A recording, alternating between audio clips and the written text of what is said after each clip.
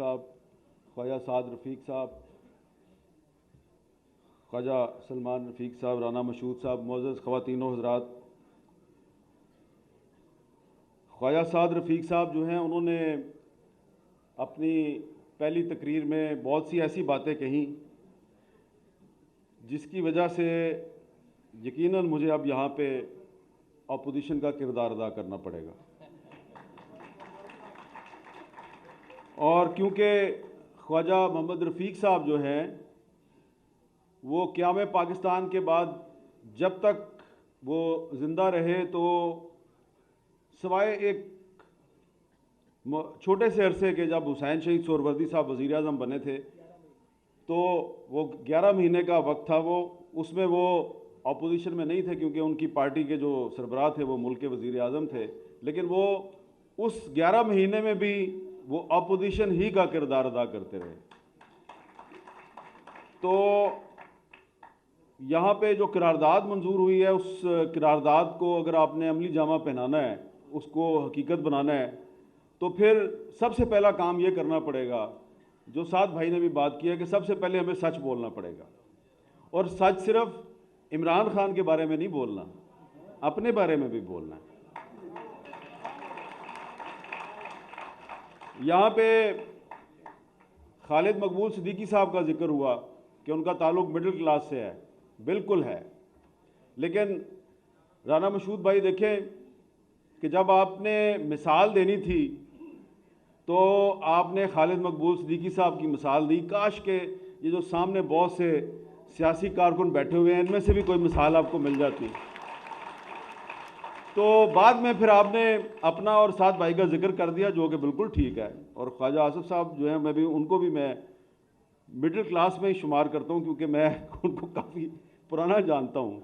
लेकिन मसला ये है कि पाकिस्तान के मसाइल का हल सिर्फ मिडिल क्लास के पास नहीं है। मिडिल क्लास पाकिस्तान की अक्सरियत नहीं है। अक्सरियत जो है वो लोअर मिडिल क्लास है और गरीब तबका है। और जब आप बात करते हैं कि जनाब मुस्लिम लीग जो है वो पाकिस्तान की बानी जमात है, तो पाकिस्तान की बानी जमात ने कायद आज़म मोहम्मद अली जिन्ना की क़यादत में मिडिल क्लास की मदद से पाकिस्तान नहीं बनाया, गरीब तबके की मदद से पाकिस्तान बनाया। तो बस मैं इब्तिदा में सिर्फ इतनी ही तलखनवाई करना चाहता हूँ कि मुझे ख्वाजा मोहम्मद रफ़ीक साहब की बरसी में कई बार बोलने का एजाज़ हासिल है, ख्वाह वो टाउन हाल हो या अलहमरा हाल हो या ये वारी होटल हो। यहाँ पे बहुत से चेहरे ऐसे हैं जिनको मैं कई साल से देख रहा हूँ, सियासी कारकुन हैं, तो मैं बहुत सौ को जानता भी हूँ। आप इनको काउंसलर का इलेक्शन तो लड़ा देते हैं, एमपीए की टिकट नहीं देते। और काउंसलर का इलेक्शन भी आप इसलिए लड़ाते हैं कि आपको अपनी जो ग्राउंड फोर्स है उसमें जस्टिफिकेशन की ज़रूरत होती है कि ये इलेक्टेड मेंबर है, देखो हमने गरीबों को भी टिकट दी है। अब आप तो चाहते हैं, ये जो स्टेज पे बैठे हुए लोग हैं ये तो चाहते हैं कि महरूम तबका जो है वो इक़्तिदार के ईवानों में पहुँचे, ये तो चाहते हैं। लेकिन जो इनके ऊपर बैठे हुए हैं ना, वो पूछते हैं, जब टिकट आती है ना, जो पार्लिमानी बोर्ड बैठा होता है जहाँ टिकटों का फैसला होता है, ख्वाह कोई भी पार्टी हो, ख्वाह तहरीक इंसाफ हो, मुस्लिम लीग नून हो या पीपल्स पार्टी हो, कोई भी पार्टी हो, पार्लिमानी बोर्ड में जब गरीब कारकुन की दरख्वास्त आती है टिकट के लिए, तो जो सबसे बड़ा लीडर होता है वो पता है क्या पूछता है, ऐसे को पैसे कितने ने।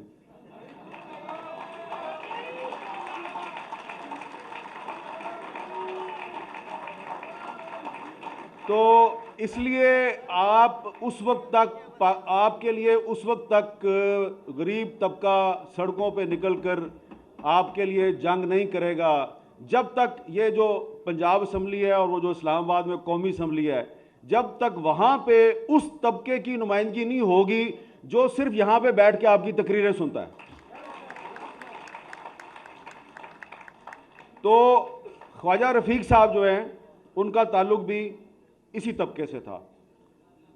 जो लोग उनके ख़ानदान के पस मंज़र को जानते हैं वो आपको बताएंगे कि पाकिस्तान बनने से पहले ख्वाजा रफ़ीक साहब का ख़ानदान जो है वो ना मिडिल क्लास था ना लोअर मिडिल क्लास था, वो अपर मिडिल क्लास था। उनके जो बुज़ुर्ग थे ख्वाजा ग़ुलाम रसूल साहब, उनके अमृतसर, दिल्ली और बम्बई तक उनका कारोबार फैला हुआ था।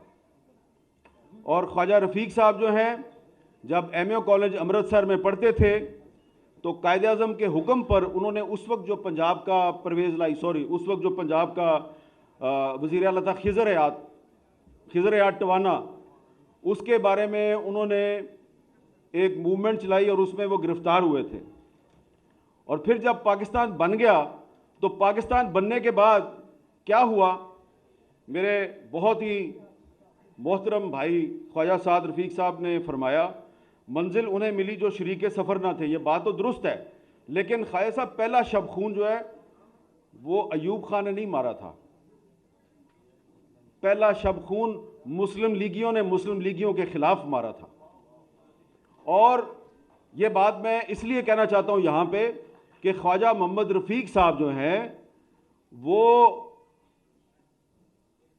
मुस्लिम लीग छोड़ के अवामी लीग में क्यों शामिल हुए थे, एक सवाल है, इस पर ज़रा गौर करें। आप तब सब आप यहाँ पे सियासी कारकुन बैठे हुए हैं, अगर आपके पास इस सवाल का जवाब नहीं है तो यहाँ बुज़ुर्ग बैठे हैं, उनको पढ़ें, उनसे पूछें।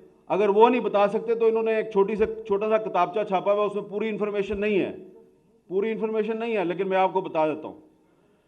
जब पाकिस्तान बन गया तो जो मुस्लिम लीगी थे ना, इसमें जो पहले शरीके सफ़र नहीं थे, जागीरदार, जो 1946 में हवा का रुख देख के मुस्लिम लीग में शामिल हुए थे, तो उन्होंने पुराने मुस्लिम लीगियों की टांग खींचनी शुरू कर दी।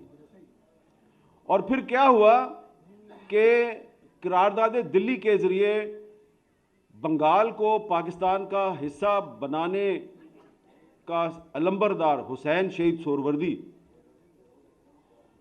उसको पाकिस्तान की पहली कानून साज असम्बली से डी सीट कर दिया गया। आपको पता है डी सीट क्यों किया हुसैन शहीद सोहरवर्दी को, जो कि यूनाइटेड बंगाल का प्राइम मिनिस्टर था, जिसने खुद कायदे आज़म मोहम्मद अली जिन्ना को दिल्ली में कहा कि हम बंगाल को भी पाकिस्तान का हिस्सा बनाना चाहते हैं, और करारदाद पेश की और करारदाद मंजूर हुई। आपको पता है हुसैन शहीद सोहरवर्दी को डी सीट क्यों किया? डी सीट इसलिए किया कि उनका ताल्लुक था कलकत्ता से। कलकत्ता में मुसलमानों पर हमले हो रहे थे, उनका कत्लेआम हो रहा था। वो कत्ल होते मुसलमानों को छोड़कर पाकिस्तान भागने की बजाय वहीं पे रह गए और उन्होंने मुसलमानों का कत्लेआम रोकने की कोशिश की। तो 3-4 महीने ऊपर हो गए। जब 3-4 महीने ऊपर हो गए तो आपकी जो ये पाकिस्तान में जो कॉन्स्टिट्यूएंट असम्बली थी, कानून साज असम्बली, उसमें एक कानून पास करवाया गया कि इस असम्बली का जो मेंबर 6 महीने तक पाकिस्तान वापस नहीं आएगा वो डी सीट हो जाएगा। और हुसैन शहीद सोहरवर्दी साहब वापस आए तो आईजी साहब गए उनके पास और उनको लेटर दिया और उनको मुल्क बदर कर दिया कि वापस चले जाओ इंडिया। वो इंडिया गए तो उधर इनकम टैक्स का डिपार्टमेंट उनके पीछे लग गया, वो वहां से फिर पाकिस्तान वापस आ गए। और फिर क्या किया उन्होंने, 1949 में उन्होंने अवामी लीग बनाई। उस अवामी लीग में शेख मुजीबुर रहमान भी चला गया और ख्वाजा मोहम्मद रफ़ीक साहब भी चले गए। और ये जो एक मुस्लिम लीगी का एक जो सियासी कत्ल करने की कोशिश थी, इसने उस अवामी लीग को जन्म दिया जो आज बांग्लादेश की हुक्मरान जमात है। तो अगर आप हुसैन शहीद सोहरवर्दी को मुस्लिम लीग से ना निकालते तो हो सकता है कि पाकिस्तान ना टूटता।